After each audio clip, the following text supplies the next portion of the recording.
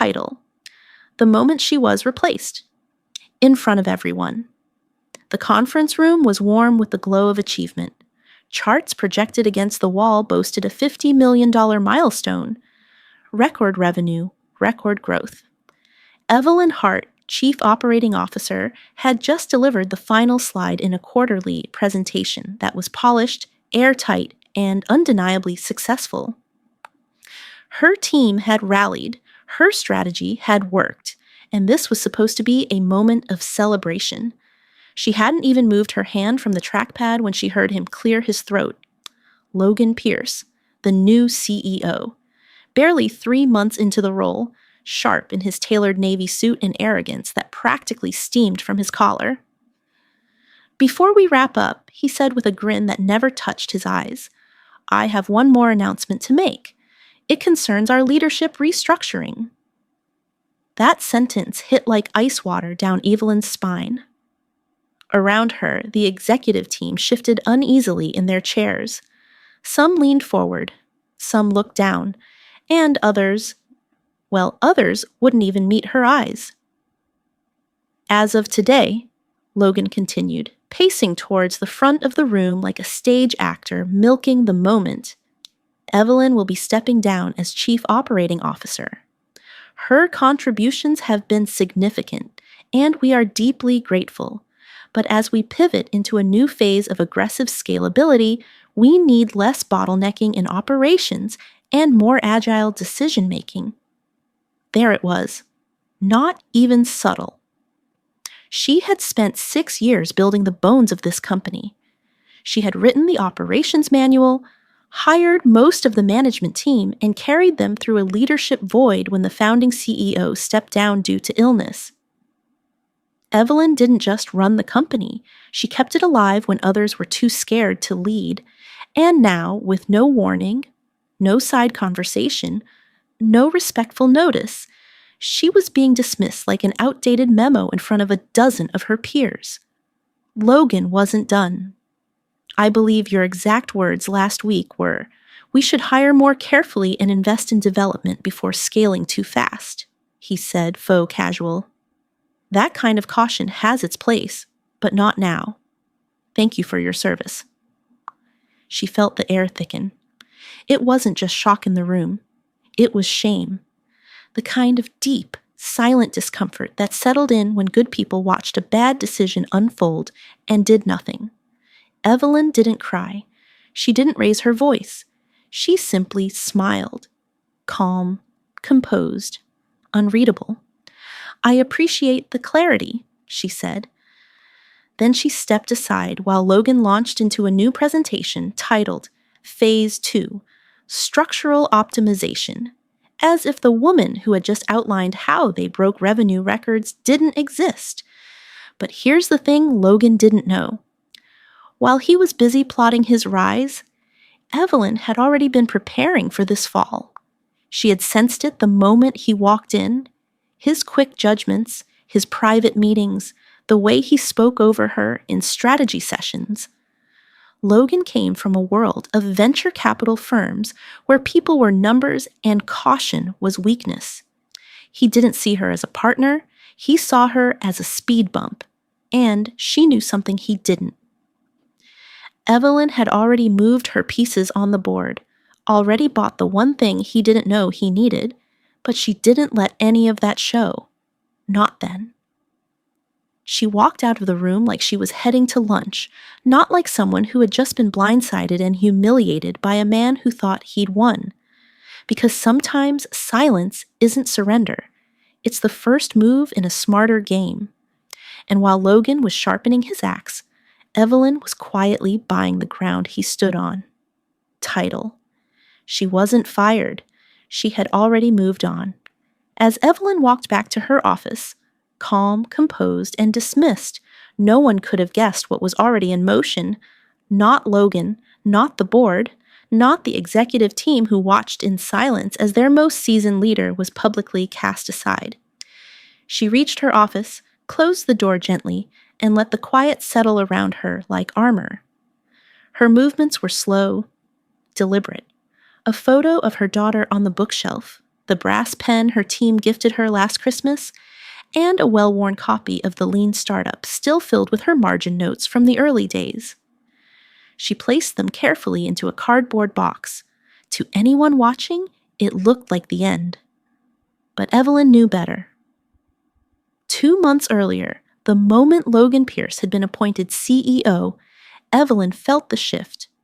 It wasn't dramatic, not at first, but for someone who had spent the last 6 years living and breathing this company, the changes were loud in their subtlety.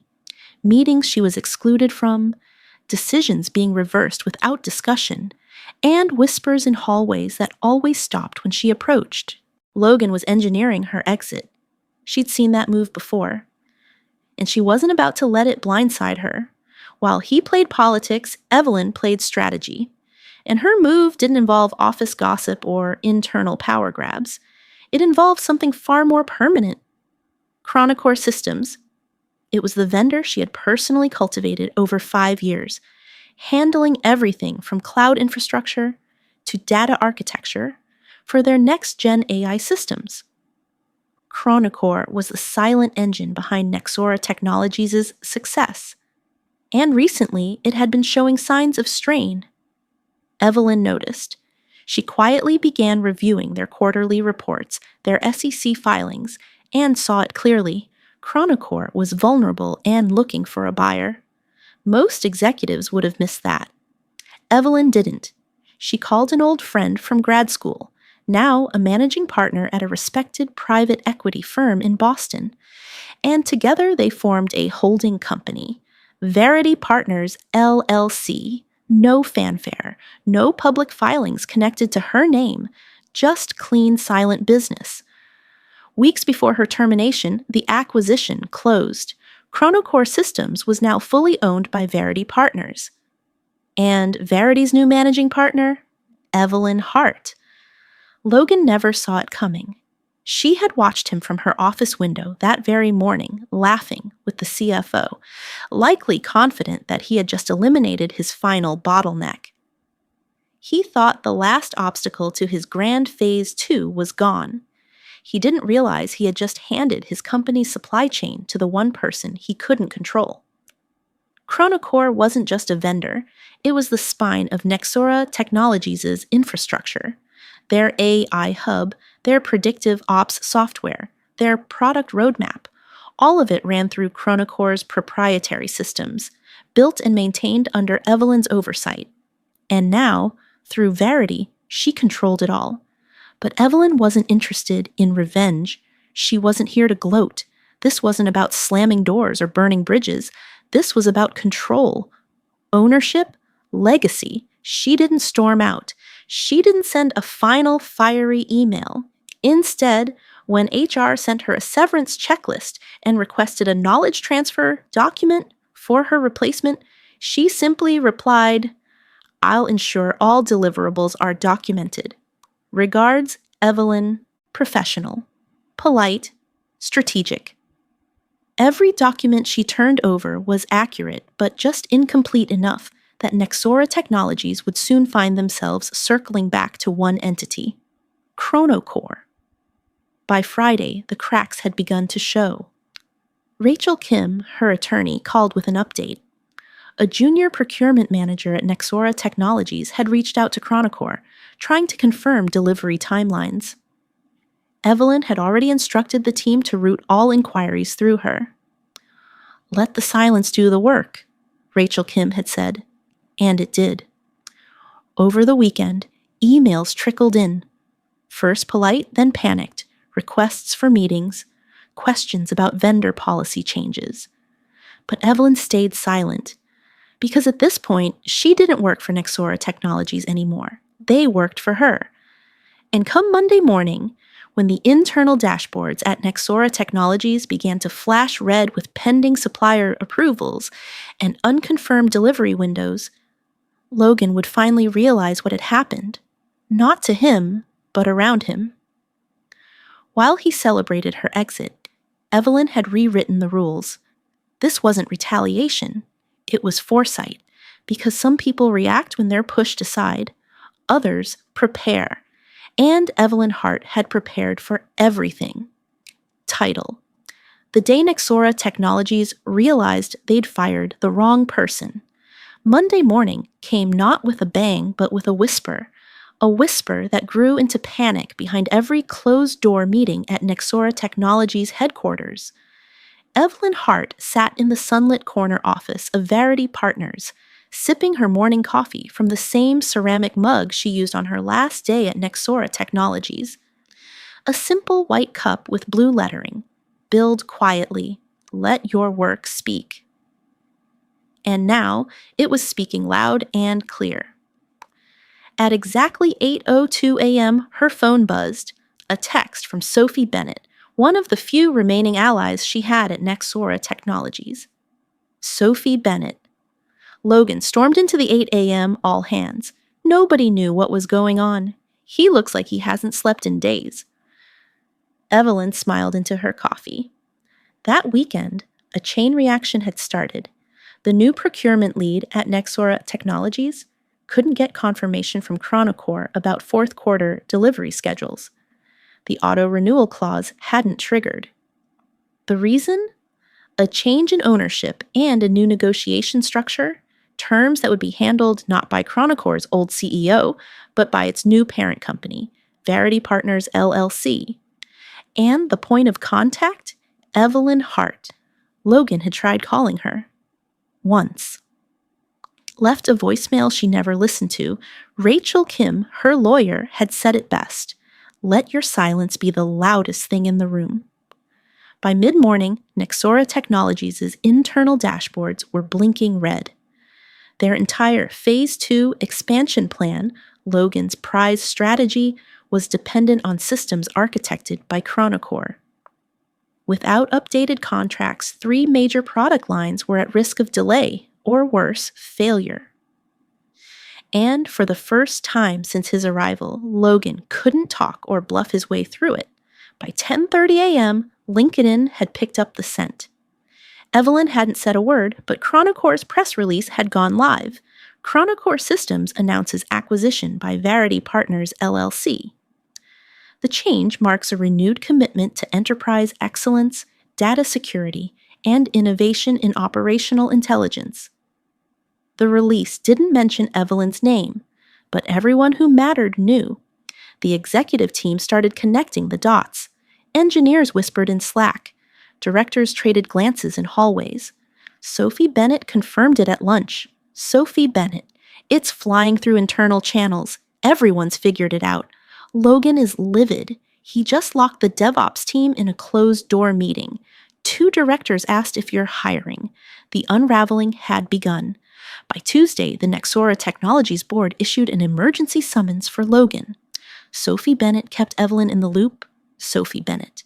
They brought in an outside audit firm. Someone even mentioned breach of fiduciary duty. This is getting ugly, fast. But Evelyn didn't gloat. She didn't post cryptic quotes or share articles with passive-aggressive captions. She just watched it unfold, steady and still. This wasn't about embarrassment. This was about consequences. The final crack came Wednesday afternoon. A press release hit every major outlet. Headline: Nexora Technologies. CEO ousted amid vendor crisis and strategic failures. Financial blogs, tech media, and even industry analysts picked it up. The board acted quickly, installing Charles Donovan as interim CEO, an operations veteran with a reputation for cleaning up corporate messes. The report didn't mention Evelyn by name, but it didn't have to. That evening, Evelyn stood in the strategy lab at Verity HQ, watching real-time analytics projected across the glass walls. Her CTO, Eli, pulled up the latest report. Eli: "We've onboarded 14 new enterprise clients in the last quarter. 9 of them were Nexora Technologies'." Then he showed her the most satisfying figure of all. 27%, Nexora Technologies' projected market share loss in the upcoming fiscal year, tied directly to Chronocore migration. "They tried to downplay it," Eli said, "but investors are asking questions, and for once, they're getting answers." It wasn't revenge that filled Evelyn's chest. It was justice. Not for herself alone, but for the engineers whose work was erased, the women whose ideas were dismissed, the loyal staff forced to swallow unfair restructurings in silence. This was for the people who stayed up until midnight troubleshooting broken code, only to be told they were too slow, too soft, too careful. Logan hadn't just underestimated Evelyn, he had underestimated legacy. Title: When the company that fired her came crawling back. By the end of the week, Evelyn Hart's silence had become the loudest voice in every boardroom at Nexora Technologies. The very company that had discarded her in front of an entire executive team was now scrambling to re-establish contact, this time not with the authority of an employer, but with the desperation of a client. It began with a polite email. Subject line: Request for clarification. Chronocore contracts. It wasn't from Logan. It came from Dylan Ross, Nexora Technologies' newly promoted procurement lead. The tone was cautious, almost apologetic. He wrote, "Hi, Evelyn. I realize things ended awkwardly. There seems to be some confusion internally about the contract renewal. Would you be open to a quick call?" Evelyn didn't respond, not to be petty, but because it wasn't her job anymore. Instead, her attorney, Rachel Kim, drafted a formal response from Verity Partners LLC. The letter was crisp, courteous, and devastatingly clear. All negotiations regarding Chronocore systems will now go through Verity's client relations team, led by managing partner Dr. Evelyn Hart. Let that sit for a moment. She wasn't just the former COO anymore. She was now the gatekeeper to the infrastructure Nexora Technologies couldn't function without. By Monday, panic had fully set in. Evelyn received a second email, this time from Logan himself. Subject: Urgent. Please call me. She didn't. Rachel Kim's advice echoed in her mind. He doesn't want a conversation. He wants a lifeline. Let the weight of his decisions sink in before you toss him anything. That same day, the press caught wind of the acquisition's deeper implications. Nexora Technologies' investors began to ask harder questions. Their stock took a modest dip, not catastrophic, but noticeable. Evelyn knew what that meant. The board was watching closely, looking for someone to blame. Sure enough, by Wednesday, her inbox pinged again, this time from Charles Whitman, Nexora Technologies' board chair. Subject: Request for confidential meeting. It was brief and respectful. He wanted insight into the situation, specifically the vendor entanglement, as he put it. Evelyn agreed to meet on Friday morning off-site at the Halberton Tower, a neutral location. No headlines, no drama. She arrived at 9 a.m. sharp in a navy pantsuit, her silver cufflinks gleaming beneath the crisp cuffs of a tailored shirt. The sapphire ring on her hand had once belonged to her grandmother, a reminder of strength passed down through generations of women who'd learned to lead quietly, but firmly. Inside the boardroom, 6 directors sat in a semicircle. Their faces were unreadable. Only Charles stood to greet her. "Thank you for coming, Dr. Hart," he said. "We appreciate you making the time." Evelyn placed a sleek black folder on the table. "In here," she began calmly, "you'll find all documentation confirming that Chronocore Systems was fully acquired by Verity Partners 3 weeks ago. The acquisition is legal, closed, and publicly announced. At the time, I was no longer employed by Nexora Technologies. So there is no conflict of interest, only a failure of leadership to assess critical dependencies." A silence fell over the room. One board member leaned forward. Why didn't Logan flag this? Evelyn didn't flinch. "Because he didn't see it coming," she said plainly. He was too focused on cutting out institutional knowledge to realize he was cutting into the company's spine. That landed hard. Charles cleared his throat. "He told us Chronocore was unreliable, that they were overextended. Chronocore," Evelyn replied, is more stable now than it has been in 5 years. What's unstable is the assumption that you can remove the architect and expect the house to stand. She didn't raise her voice. She didn't need to.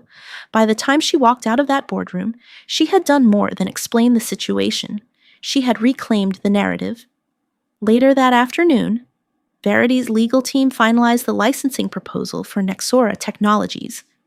The terms were straightforward but firm. No volume discounts, no sweetheart clauses. It was a pay-as-you-go model, premium support fees included, with an additional 22% premium for proprietary AI modules. And one more clause. Nexora Technologies must publicly acknowledge the new ownership of Chronocore and the origin of the systems they rely on. Rachel Kim read the terms aloud, almost grinning. We're not punishing them, she said. We're protecting the work. Evelyn nodded. And setting a precedent. That evening, as she reviewed the final draft of the contract, her phone buzzed again. Sophie Bennett. He knows. Logan figured it out. They say he slammed his laptop shut after seeing the clause about your name. Legal's scrambling. Also, 2 more execs just asked if you're hiring. Evelyn smiled but said nothing, because now Nexora Technologies had to play by her rules. Title, the name they tried to erase, was now etched in stone. By Friday morning, the ink on Nexora Technologies' licensing agreement was still wet, but the ripple effects were already sweeping across the industry. Inside Verity Partners' headquarters, Evelyn Hart sat in her new office, glass-walled, sun-drenched, quiet.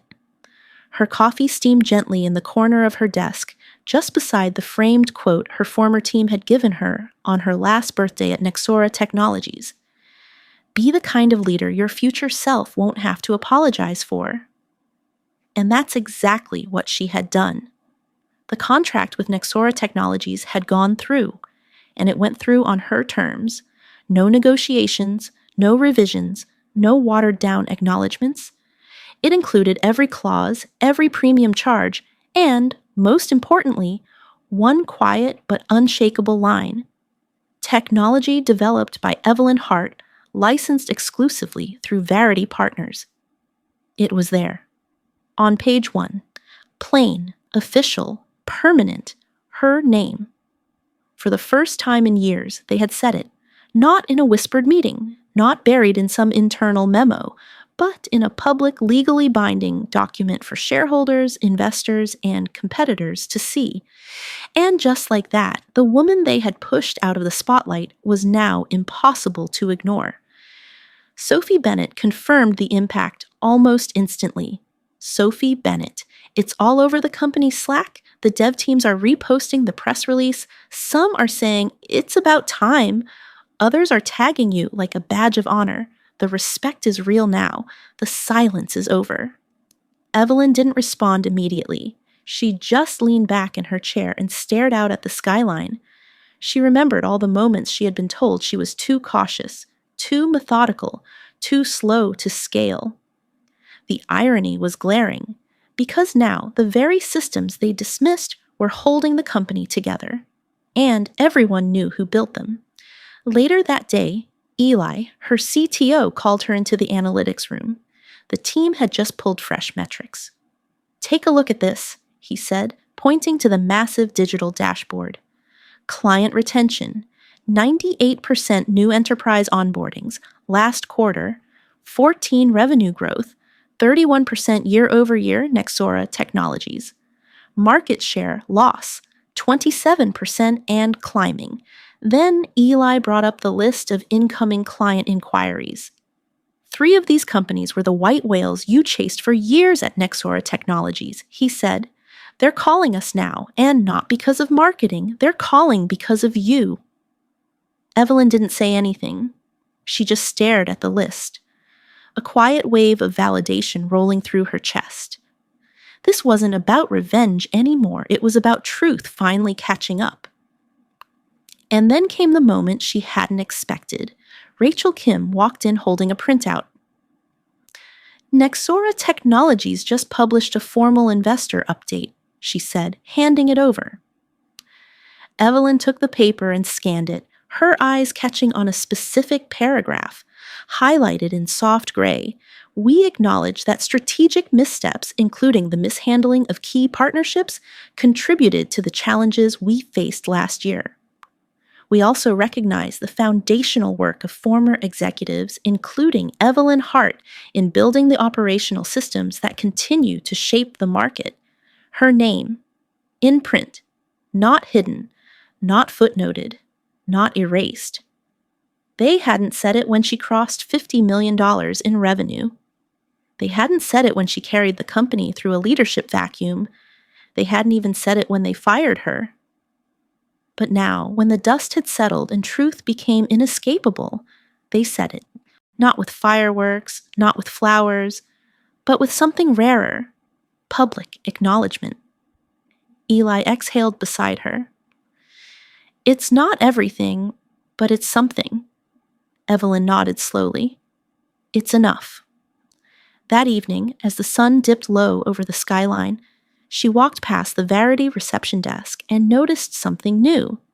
A small brass plaque mounted on the wall near the elevator. She hadn't approved it. She hadn't even known it was being installed. It read, "The real legacy of innovation isn't the product. It's the people who make it possible." Evelyn Hart. She stood there for a long time, staring at the reflection of her name in the glass. This wasn't about ego. It was about clarity, about reclaiming what was hers, not through anger, not through chaos, but through conviction and work no one could deny. And just then, her phone buzzed.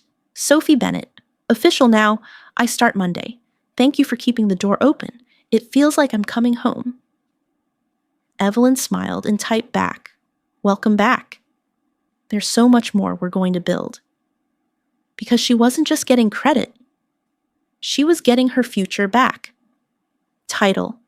She wasn't just rebuilding, she was redefining everything. 1 year to the day after Evelyn Hart had packed a cardboard box and walked out of Nexora Technologies' glass tower, she stepped into Verity Partners' downtown headquarters with a different weight in her hands, her morning coffee, a leather-bound strategy binder, and a future she had built by design, not desperation. There were no balloons, no applause, just the quiet rhythm of a company running well, efficient, focused, and filled with people who knew exactly why they were there. She didn't need fanfare. What she had was better. Clarity. The numbers were impossible to ignore. Verity's client retention held steady at 98%, while Nexora Technologies' market share continued to shrink. They had lost 9 of their top 20 clients, most of them now proudly signed to Evelyn's growing roster. And the ones who hadn't yet jumped ship, they were watching closely. Inside the strategy lab, Eli stood by the live dashboard. 3 more migrations completed this week, he said. 2 of them were Nexora Technologies' oldest contracts. That brings us to a 27% net gain in just under 12 months. Evelyn smiled. We're not just growing, we're shifting the standard. And it was true. What she had built at Verity wasn't just a competitor. It was a culture shift. No political power plays, no performative leadership, just results, strategy, and respect. Everyone at Verity, from junior analysts to top engineers, understood their role, not just as employees, but as builders of something new. At Nexora Technologies, legacy had been treated like a liability. At Verity, it was the blueprint. Later that morning, she reviewed a report from the legal team. 3 more licensing agreements finalized. One of them belonged to a former Nexora Technologies partner who had once told Evelyn, "We're not ready for your kind of innovation." Now they were signing on with a 3-year contract and a public announcement. People were listening. People were learning. Rachel Kim's message came through mid-afternoon. Rachel Kim, they're trying to buy time with a new rebrand and leadership campaign, but it's lipstick on a cracked foundation. The market's moving without them. Evelyn didn't even have to respond. They both knew the truth. Nexora Technologies could change the paint, change the name, but they had already lost the one thing that couldn't be rebranded: trust. That evening, Evelyn walked the quiet halls of Verity, stopping near the entrance where a brass plaque now hung, her name etched beneath the words, "The real legacy of innovation is not the product. It's the people who make it possible." She hadn't asked for it. Someone on the team had it commissioned after the Nexora Technologies investor statement acknowledged her role in their foundation. But every time she passed it, she didn't feel pride. She felt responsibility. Because legacy wasn't a title or a corner office. It was who she lifted as she rose, and she was just getting started. Her phone buzzed with a message from Isla Grant, an old colleague she hadn't spoken to in years. Illa had been one of the only other senior women at Nexora Technologies in Evelyn's early days, sharp, strategic, and pushed out too soon. Illa, "I've been following everything. You have no idea what this means for women in tech, especially those of us over 40. You didn't just win, you showed us a different way to lead. One that doesn't require shouting to be heard." Evelyn stared at the message, a lump rising in her throat. Illa was right. This wasn't just about proving Logan wrong. It was about proving that grace, grit, and intelligence could still triumph in a world that too often mistook aggression for leadership. Later that week, Evelyn stood before a packed audience at the Global Technology Leadership Forum. She'd been invited to deliver the keynote address. The title? "When the system says you're replaceable, and you prove it wrong." As she took the stage in a navy blazer and crisp blouse, the room quieted. Her voice was steady, measured, not theatrical, but commanding in its confidence. She didn't tell a story of revenge, she told a story of resilience, of seeing the warning signs, of preparing quietly, of leading with precision even when no one was watching, and of walking away with dignity and coming back stronger. When she finished, the applause was long and standing. But Evelyn didn't need it, because her real reward wasn't on that stage. It was in the dozens of messages she would receive that night. From women, from men, from veterans of corporate chaos, from people who had been told they were too old, too slow, too careful, only to realize they were the very glue holding their companies together, and now they had a blueprint. As she stepped off stage, Eli met her backstage, holding up his phone. "Guess what Nexora Technologies just posted?" he said with a grin. She glanced at the screen. The headline read, "Former Nexora Technologies. Exec named most influential leader in AI infrastructure for 2025. She chuckled. Took them long enough.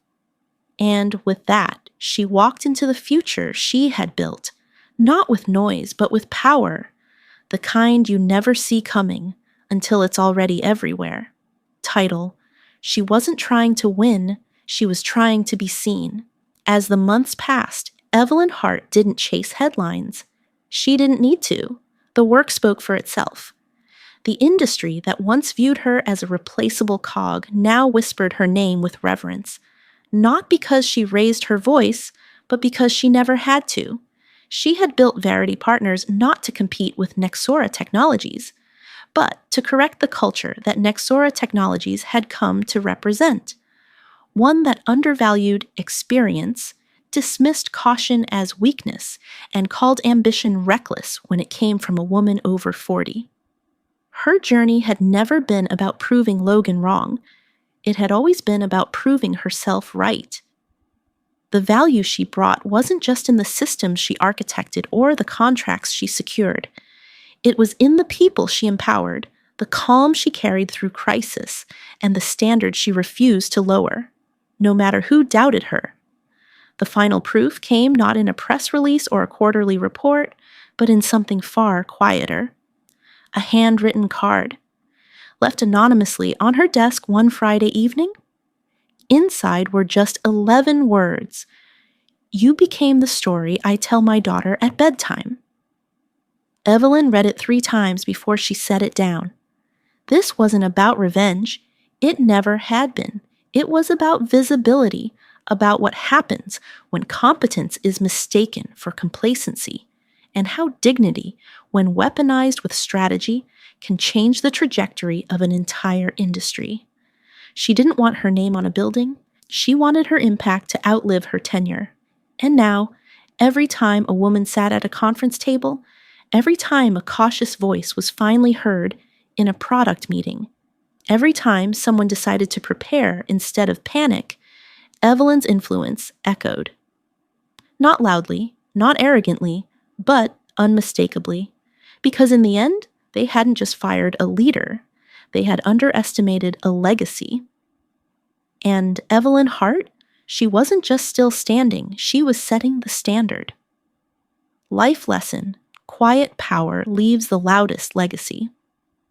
Evelyn Hart's story isn't just about corporate betrayal, it's a blueprint for anyone who's ever been overlooked, dismissed, or told they were too careful in a world that worships speed over substance. For middle-aged professionals, especially women, her journey is a powerful reminder. Dignity doesn't mean silence, and grace doesn't mean weakness. When Evelyn was replaced in front of her peers, she didn't fight back with anger. She responded with preparation. She didn't scream, she strategized. And when the moment came, she didn't seek revenge. She claimed ownership. That's the kind of leadership we often overlook in boardrooms. The patient kind, the principled kind, the kind that builds foundations others take for granted. In our careers and our lives, there will be moments when we're told we're no longer needed. But Evelyn reminds us, your value isn't erased just because someone else fails to see it. The lesson? Don't just chase recognition. Build something no one can take from you. Let your work speak, clearly, lastingly, and on your terms. Because legacy isn't what they remember after you're gone. It's what they can't function without when you're no longer there.